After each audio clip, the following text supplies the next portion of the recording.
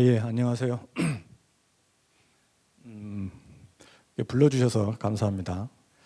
저는 뭐 아까 소개해 주신 대로 이화에 대해서 현대 철학을 연구하고 이제 가르치고 있습니다. 오늘 아까 말씀드린 이제 이 제목 하에서 오늘 말씀드린 사실 발표는 제가 뭐 연극 종사자 현장에서 종사하는 사람은 당연히 아니고, 그래서 이제 연극을 바깥에서 바라보는 사람이 갖는 어떤 한 가지 의문을 좀 말씀드리려고 하는 거라고 할 수 있습니다.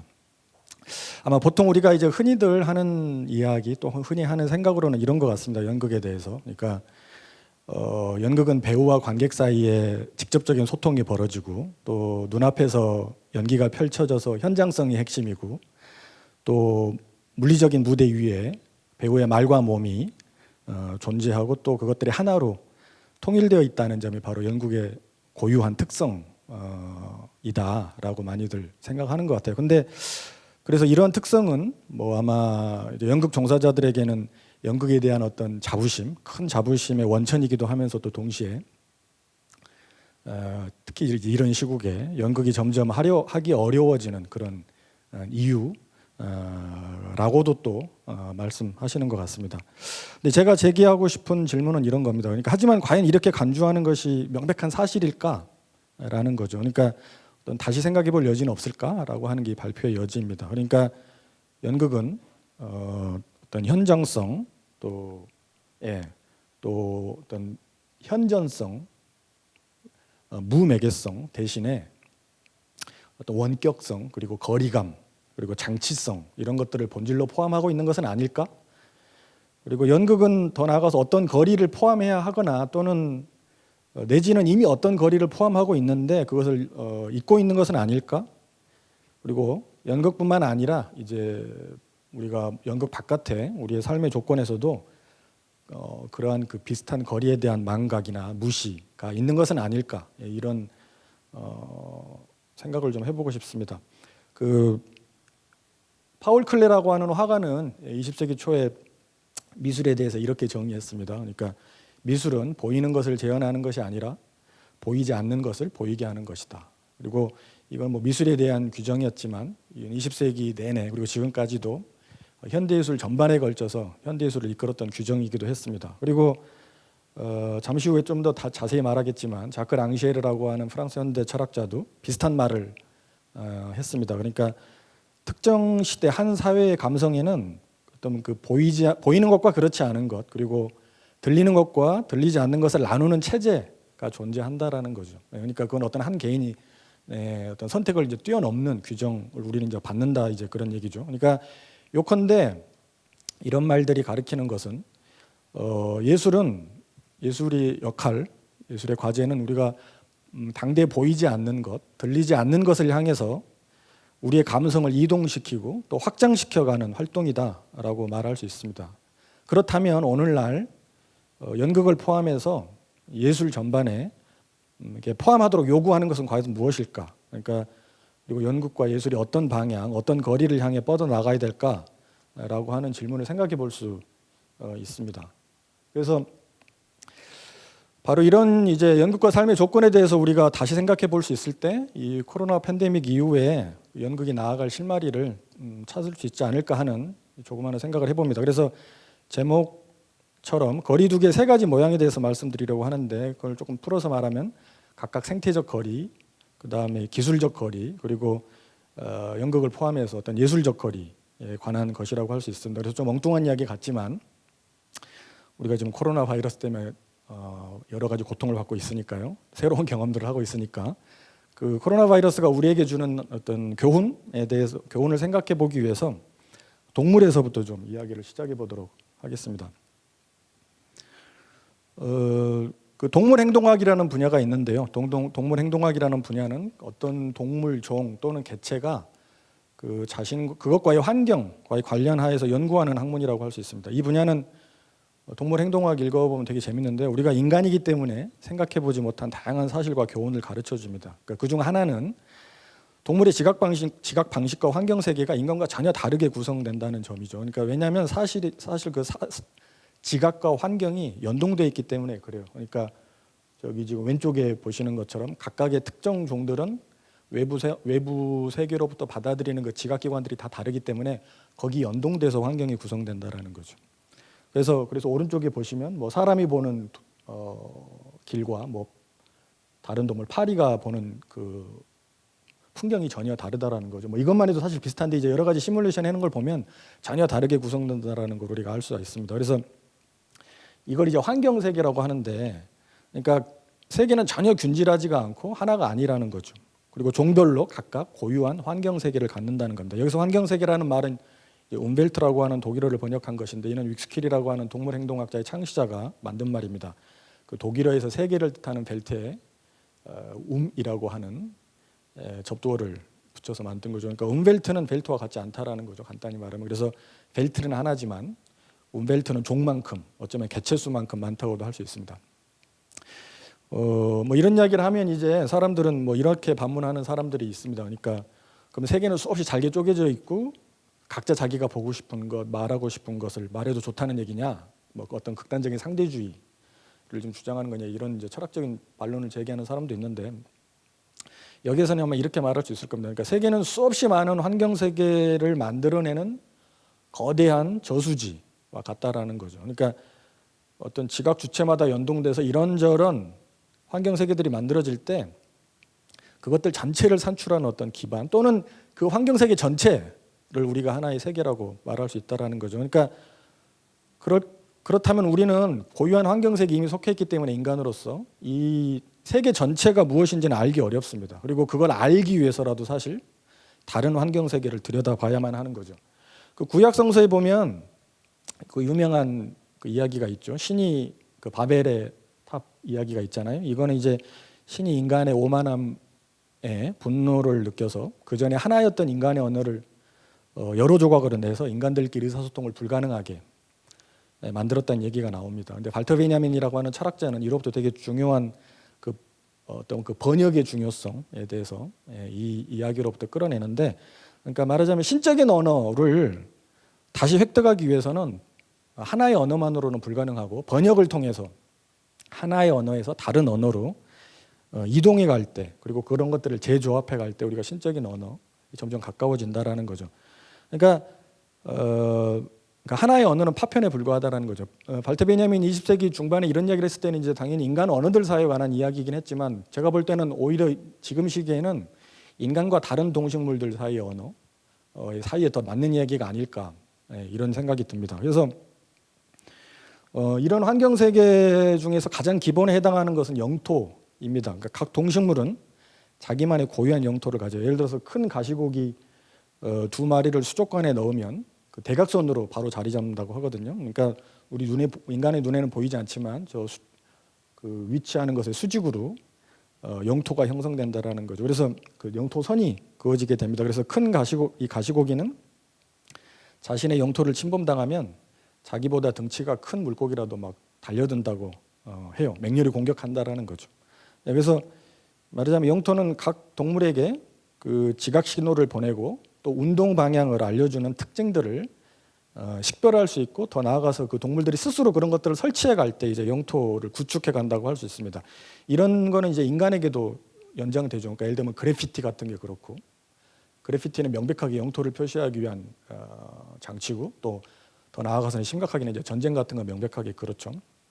그래서 여기서 말씀드리려고 하는 거는 한 생명체의 삶이라고 하는 거는 단지 이 신체의 테두리 수준에서 유지되는 게 아니라는 거죠. 그러니까 그거는 마치 어떤 눈에 보이지는 않지만 비눗방울처럼 둘러싸여 있는 환경 세계 안에서 진행된다는 겁니다. 그리고 이 말은 모든 동식물들에게 걸쳐 있는 어떤 고유한 거리를 존중해야 한다라는 점을 이제 함축하는 거죠. 그래서 각각의 실존은 어떤 거리를 함축합니다. 포함해요. 그래서 이 사실은 바로 이런 코로나 팬데믹 관련해서 한 가지 중요한 교훈을 일깨우는데, 우리가 아직 확실하게 결론 내릴 수는 없지만 많은 전문가들에 따르면 이번 대유행하고 있는 전염병도 아마 그 박쥐의 서식지를 밀어버렸기 때문에 일어난 것으로 추정하고 있습니다. 그러니까 뭐 그 최근에 이슈가 됐던 영화인데 다시 보셨는지 모르겠는데, 스티븐 소더버그 영화 중에 이제 컨테이전이라는 영화가 있는데요.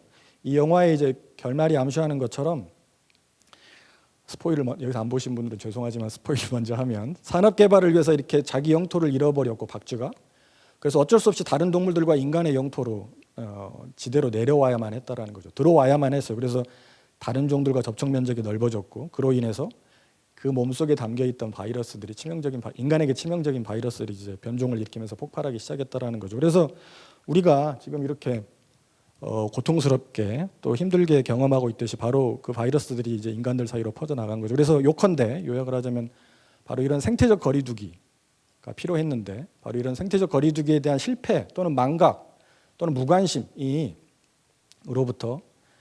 사회적 거리두기가 강제됐다라는 거죠. 그러니까 뭐 말하자면 의도한 건 아니겠지만 박쥐의 복수랄까? 너희들이 우리 영토를 밀고 왔으니까 너희들도 한번 당해봐. 뭐 이런 지금 일을 당한 셈이라고도 할 수 있겠죠. 그래서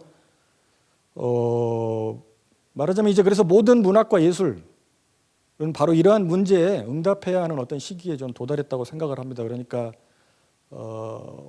아마도 대도시와 그동안 뭐 한 20-30년 동안 전 세계적으로 벌어졌던 이런 대도시와 대도시를 잇는 세계화 그리고 어떤 뭐 신자유주의 확장 속에서 심각한 망각이 있었다라는 사실을 일깨우고 또 이런 것들을 우리가 스스로 깨우쳐가면서 새로운 시민을 형성하는데 일조해야 된다라는 생각을 합니다. 그러니까 말하자면 여기서 되게 이상한 과제를 연극에 제기해 볼 수 있는데, 그러니까 연극은 어떤 탈을 쓰지 않고 인간이 동식물의 환경 세계를 오가면서 살고 있다라는 걸 표현할 수 있을까?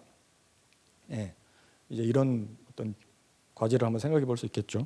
참고로 말씀드리면 그 둘루즈라고 하는 철학자는 동물되기에 대해서 말한 바가 있습니다. 이 말은 이제 그 어떤 동물을 단순히 흉내낸다 이런 뜻은 아닙니다. 그러니까 동물은 여기서 동물되기가 중요한 이유는 둘루즈에게 동물은 인간이 가질 수 있지만 갖지 못한 어떤 아펙트들을 갖는 집합체로 주어집니다. 제가 여기서 아펙트라고 말한 거는 우리말로 뭐 정동 내지는 변형태라고 번역을 하는데 간단히 말하면 이것 아까 우리가 동물 행동학에서 말한 것처럼 자기의 환경 안에서 할 수 있는 것들의 목록을 의미합니다. 그래서 그리고 동물대기란 어떤 외향을 따라하는 게 아니라 바로 그런 동물들이 갖는 정동 중에 어떤 일부분을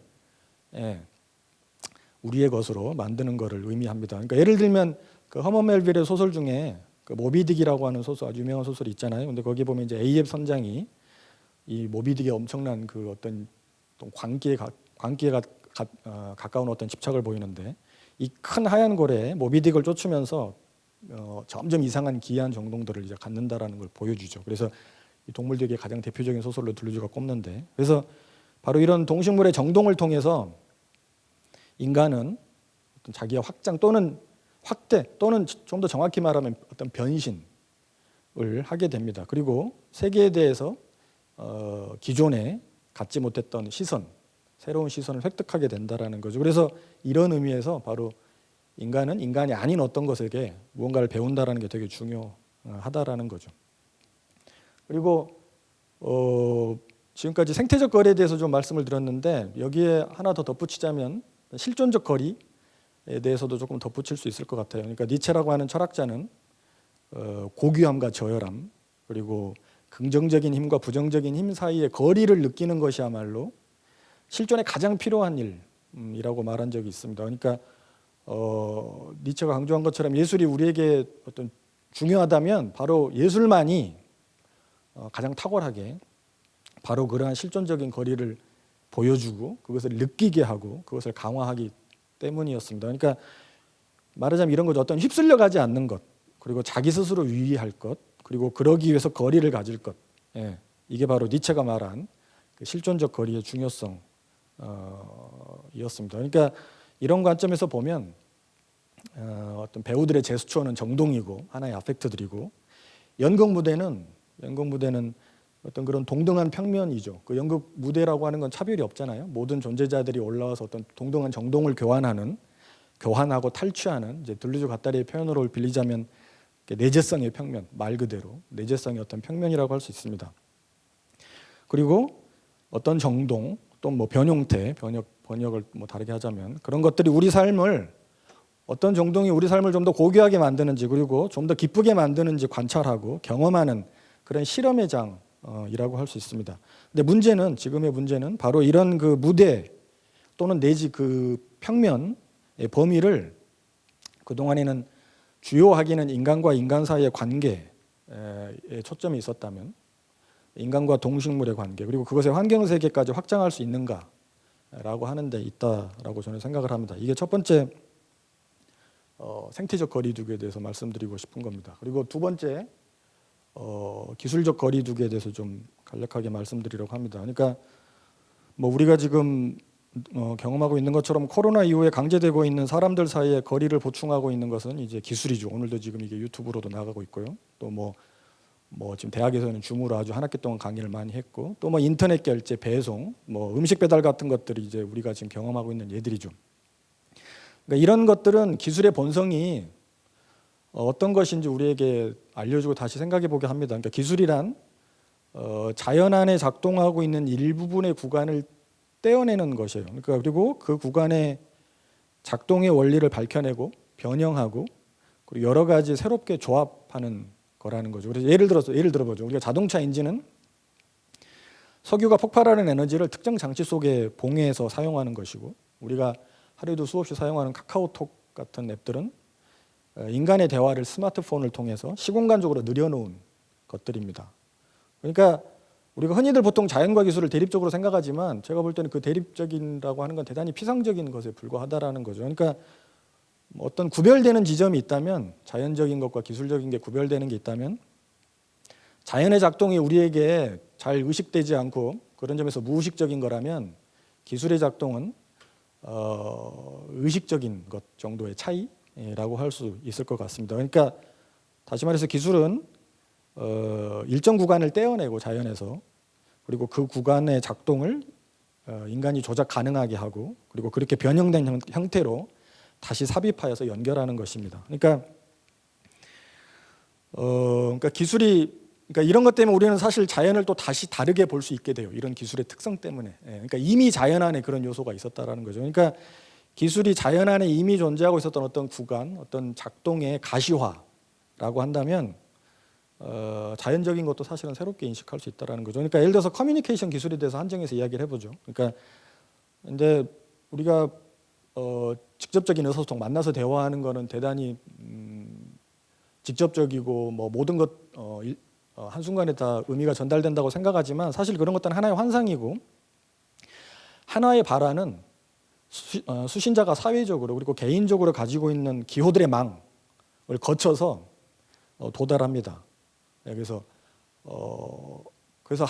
단 한 번도 우리가 사실 말하고 싶은 그대로 어떤 사람에게 전달되는 적은 없죠. 우리가 직접 만나서 말을 한다 하더라도 어떤 비슷한 것들이 전달되는 거지. 그래서 이러한 의미에서 데리다라고 하는 철학자는 그 모든 통신은 원격 통신이다 이런 말을 한 적이 있습니다. 그러니까 이 말은 그러니까 뭐 이런 얘기죠. 우리가 두 친구가 카페에서 직접 만나서 대화하는 것하고 또 우리가 TV에서 보는 게 본질적으로 그렇게 크게 다르지 않다라는 거죠. 그러니까 물론 후자에는 뭐 TV라든가 우리가 인터넷이라 이런 곳에서는 훨씬 더 많은 개입과 편집과 권력이 개입하죠.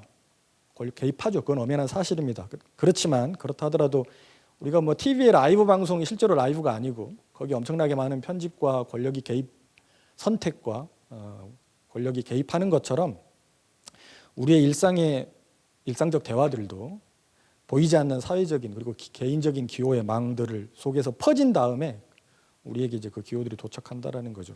그래서 조금 어려운 말이지만 뭐 데리다가 이런 의미에서 로고스 중심주의라고 하는 걸 비판한 적이 있습니다. 그러니까 이때 로고스라고 하는 건 이제 그리스 말로 말 또는 원리라는 얘기인데 이 말에 어떤 충만한 원리가 들어 있고 그래서 우리 어떤 말이라고 하는 게 순수한 의미를 담고 있다라고 하는 생각을 이제 비판했다라는 뜻이거든요. 그리고 이제 그 이후에 그걸 보충하기 위해서 보조적으로 마치 필요악처럼 사용한다라고 하는 게 이제 우리가 보통 일반적으로 가진 생각인데, 그러니까 말이 훨씬 더 생생하고 글은 그걸 보조하는 수단일 뿐이야. 그리고 그건 생생하지 않아라고 하는 게 우리가 일반적인 생각이라는 거예요. 그런데 어떻게 보면 연극과 영화에 대해서도 저는 비슷한 생각들을 가질 수도 있다고 생각해요. 그러니까 우리가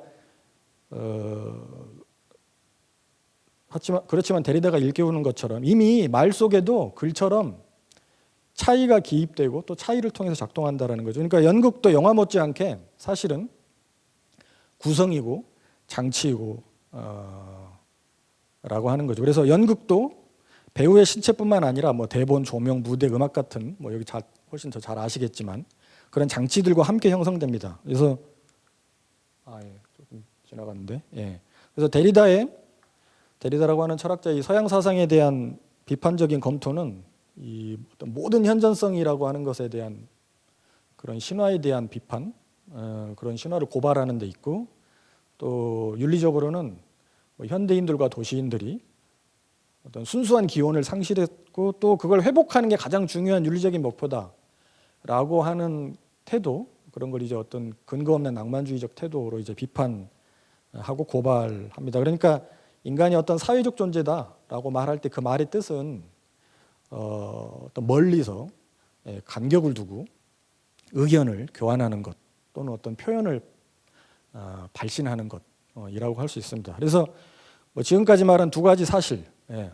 지금 이제 기술적 거리에 대해서 말씀을 드렸는데, 그러니까 우리 인간성이 사실상 보이지 않게 근거하고 있었던 두 가지 뿌리를 드러낸다고 할 수 있습니다. 그게 뭐냐면 이제 생태성과 기계성이죠.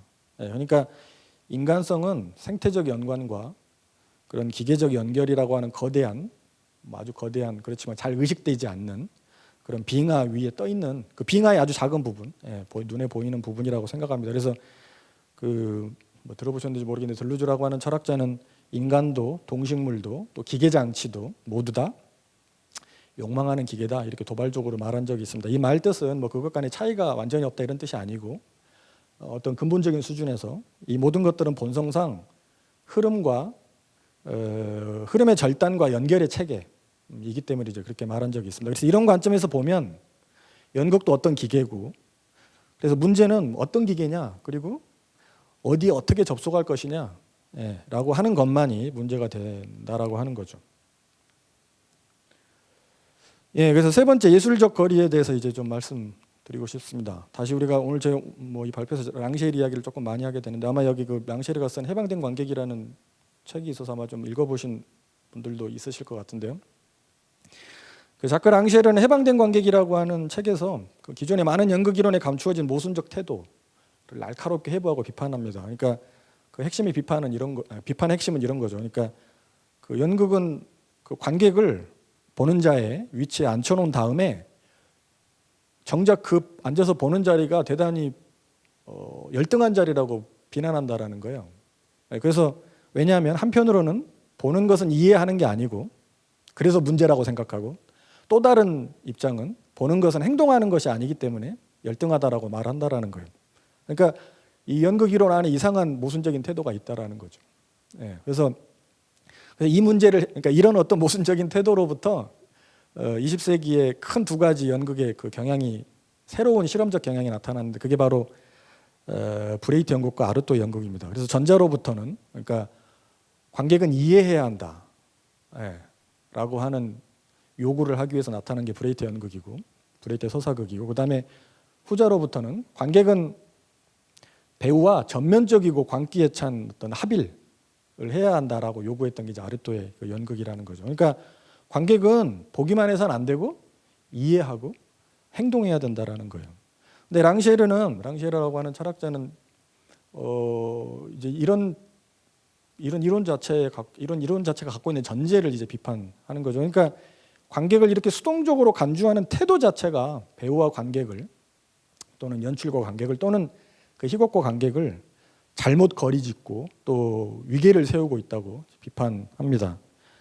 그래서 뭐 그 랑셰르라고 하는 철학자는 19세기 그 노동자 문화에 대해서 되게 실증적인 연구를 많이 했는데, 그래서 어떤 독특한 확신이 있어요. 그러니까 그게 뭐냐면 모든 사람들의 어떤 지적인 능력에 대한 평등성, 이거에 대한 아주 급진적인 그 신념이 있습니다. 그러니까 실제로 조사해 보니까 그렇다라는 거죠. 그래서 그 관객은 자기 나름의 방식대로 경험하고 이를 기호로 옮긴다라는 거예요. 그래서 그 랑셰르가 볼 때 아주 오랫동안 해방에 대한 잘못된 생각이 있었는데, 그 그러니까 랑셰르가 보기에 해방에 대한 잘못된 관념은 뭐냐면 그 모든 거리 그리고 소외에 대한 폐지, 거리라고 하는 걸 해방이라고 간주했다라는 거예요. 근데 랑실에 따르면 이 배우와 관객 사이의 거리에는 아무런 문제도 없고 오히려 그건 모든 경험과 사유의 조건이라는 거죠. 그래서 뭐 당연히 배우와 관객 사이에 어떤 거리가 있지만 그걸 좁혀야 되는 문제는 아니고 관객은 어떤 다른 거리를 향해서 나아가는데 연극이 끝나면 또는 연극을 보는 와중에도 무대에서 본 것으로부터 어떤 다른 경험의 거리를 자기만의 방식으로 해석하면서 자기만의 방식으로 기호로 그거를 적어가면서 나아간다라는 거죠. 그래서 인용하면 보고 계시는 것처럼 거리는 폐지해야 할 악이 아니라 모든 소통의 정상적 조건이다. 인간이라는 동물은 기호의 숲을 통해 소통하는 거리를 두고 떨어져 있는 동물이다라는 거죠. 그리고 하나 더 인용하면 관객은 거리를 둔 구경꾼인 동시에 또 어떤 이중적인 측면이 있는데 관객에게 자신에게 제시되는 스펙터클에 대한 능동적인 해석가이라는 거죠. 그래서 그 발표 제가 처음에 말씀드렸던 것처럼 이제 뭐 모르겠습니다. 얼마나 많은 분들이 그렇게 근데 많은 분들이 그렇게 생각하실 것 같은데 연극은 어떤 현전성과 내면성의 어떤 수호기사 같은 거라고 많이들 생각하실 것 같아요. 뭐 근데 우리 흔히 받아들여지는 것 같고. 근데 서양 사상과 문화사를 볼 때 연극은 오히려 사실은 대부분의 경우에 분열적이고 그리고 이중적이고 그래서 배우와 관객을 혼란에 빠뜨리는 것이었습니다. 그렇게 많이들 생각했어요. 그리고 그래서 대부분의 서양 철학자들은 바로 연극의 바로 이러한 점 때문에 연극을 비난하거나 또는 반대로 극찬하기도 했죠. 예를 들면 플라톤은 국가에서 비극 배우가 무대 위에서 자기 자신과 다른 어떤 인물을 연기해야 하고 그래서 이게 어떤 문제라는 거예요. 왜냐하면 공동체 젊은이들은 계속 탁월한 것을 담기 위해서 끊임없이 모방해야 되는데 이 배우들은 그런 걸 헷갈리게 만든다라는 거죠. 무대 위에 있는 사람들은. 왜냐하면 어떤 인물이 다른 걸 지금 흉내내고 있기 때문에.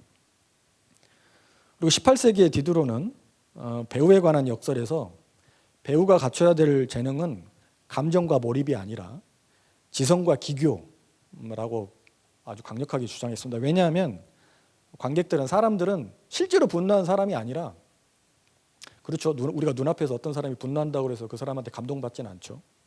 오히려 분노한 사람이 아니라 분노한 척 연기하는 사람에게 우리는 감동받기 때문이다라는 거죠. 그러니까 그때 분노한 척하기 위한 어떤 지성과 기교가 배우에게는 훨씬 더 중요하다라는 거죠.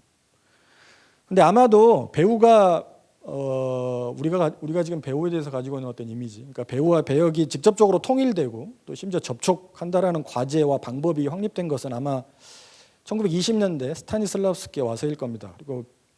그리고 그의 이론은 이런 20세기 초에 있었던 정신분석학의 확립과 보조를 맞추고 있습니다. 그러니까 왜냐하면 어떤 다른 층위를 발견한 거예요, 인간에게서. 그게 뭐냐면 전의식이죠. 그러니까 인간의 정신 안에 어떤 전의식이 있고 그 전의식이라고 하는 어떤 비밀스러운 통로를 통해서 배우와 배역이 직접적으로 연결될 수 있다라고 하는 이제 가능성을 본 거죠. 그래서 배우는 어떤 신체 훈련과 모방을 통해서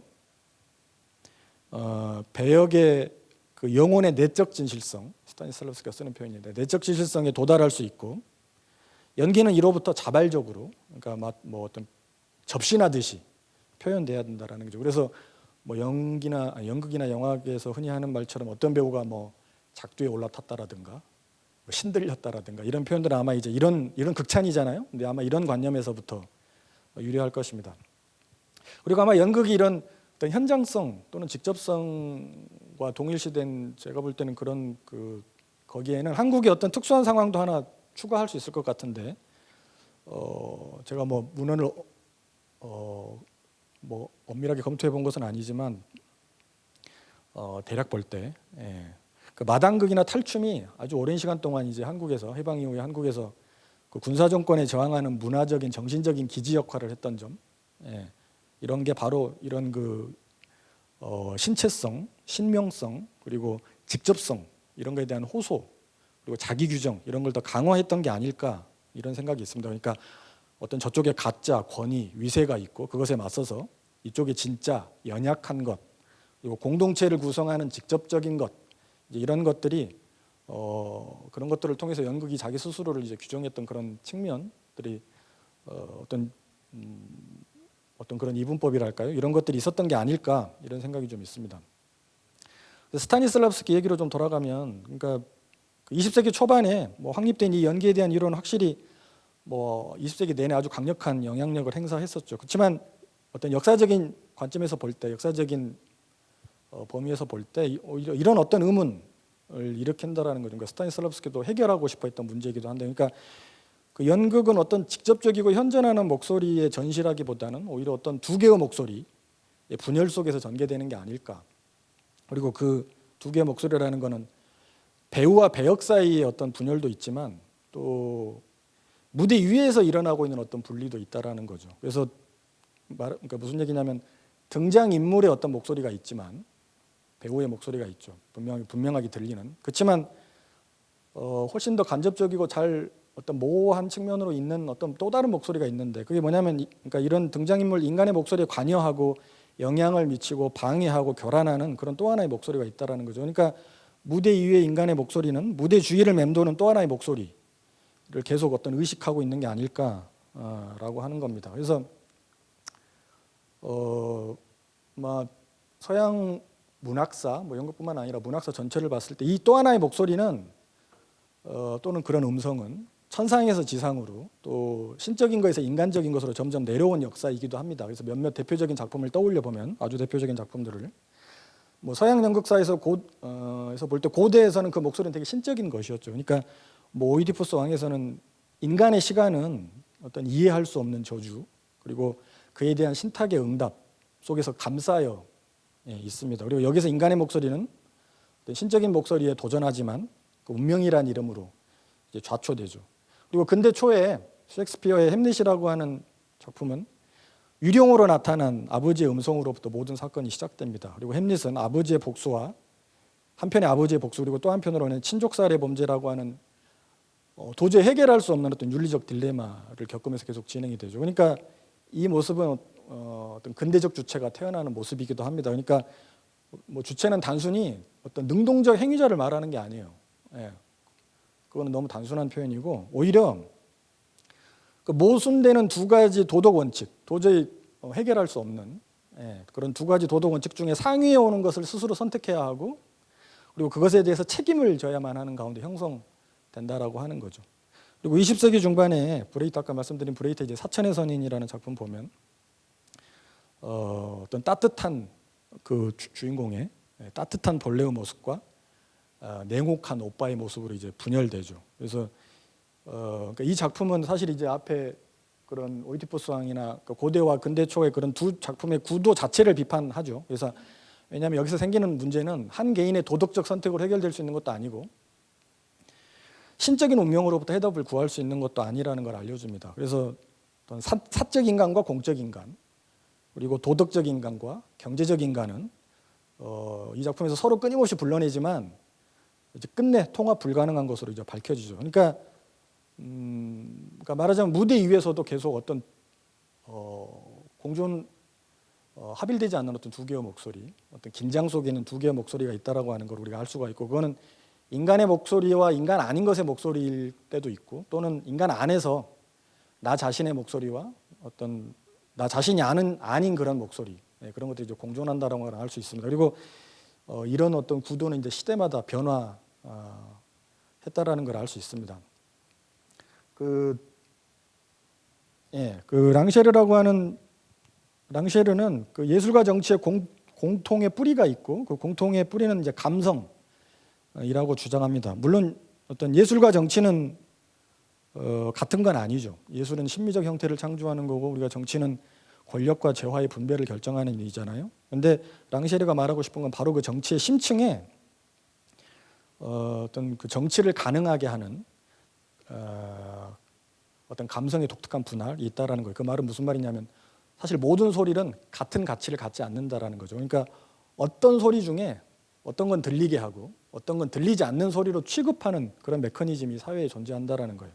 그래서 뭐 예를 들면 어떤 사람이 하는 말은 신문과 인터넷을 장식하고, 그렇죠?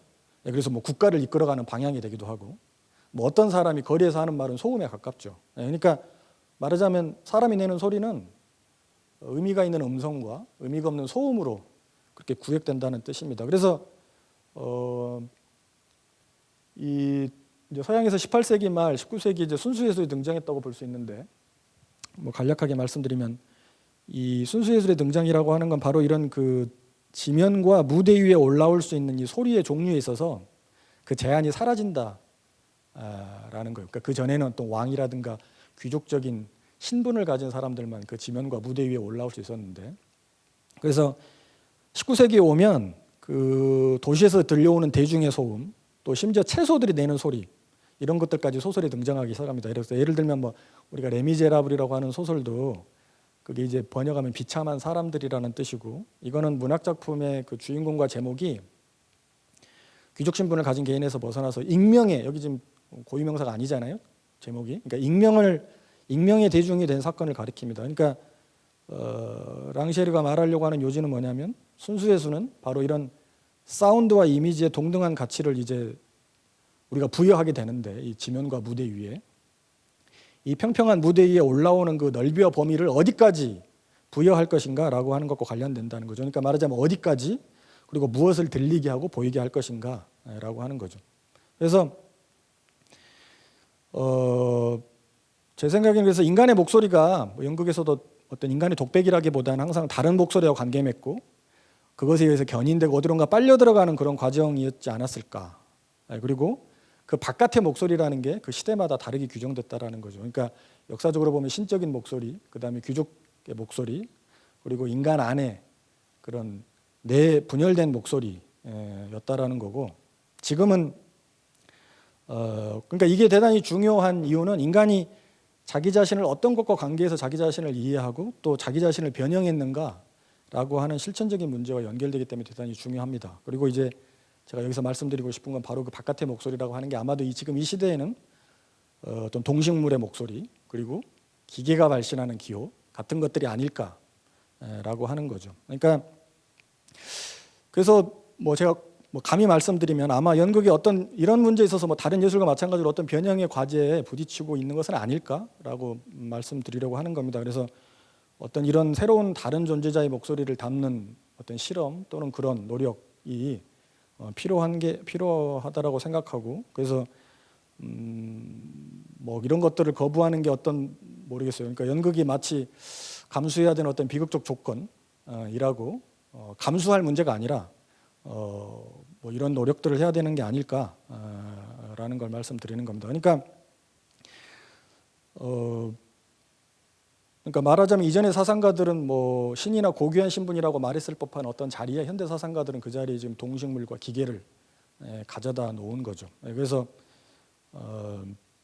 물론 이제 제 생각에 연극은 이런 것들을 끌어들이기에 대단히 좀 불리한 위치에 있는 것 같긴 해요. 그러니까 예를 들면 동식물 대기는 문학이 더 위리한 위치에 있는 것 같고, 예를 들면 뭐 월든이라든가 뭐 아까 말씀드린 모비딕 같은 소설을 보면 동물 대기, 식물 대기를 너무 능숙하게 잘 표현하고 있죠. 또 기계를 통해서 환영을 만들어내는 능력에 있어서는 영화에 비해서는 훨씬 불리한 위치에 있는 게 맞는 것 같습니다. 예를 들면 뭐 최근에 제가 다시 봤는데 뭐 크리스토퍼 놀란들의 영화들을 쭉 보면 말 그대로 어떤 그 기계를 통한 환영들을 만들어내는 그런 장치들이 그 안에, 영화 안에 이제 그런 것들이 계속 등장하는데 어떤 영화의 본성에 관한 이야기이기도 하죠. 그러니까 그래서 근데 제가 생각할 때 뭐 그렇다고 해서 연극 본성 자체가 어떤데 한정돼 있다라고 말하는 거는 뭐 조금 그렇게 말해서는 안 되는 것 같다, 이런 생각이 듭니다. 그래서 뭐 제가 뭐 연극을 많이 봤다고 말할 수는 없는데 뭐 몇 년 전에 이호반 호브의 연극을 봤던 뭐 그런 기억이 좀 나기도 했는데, 거기서 보면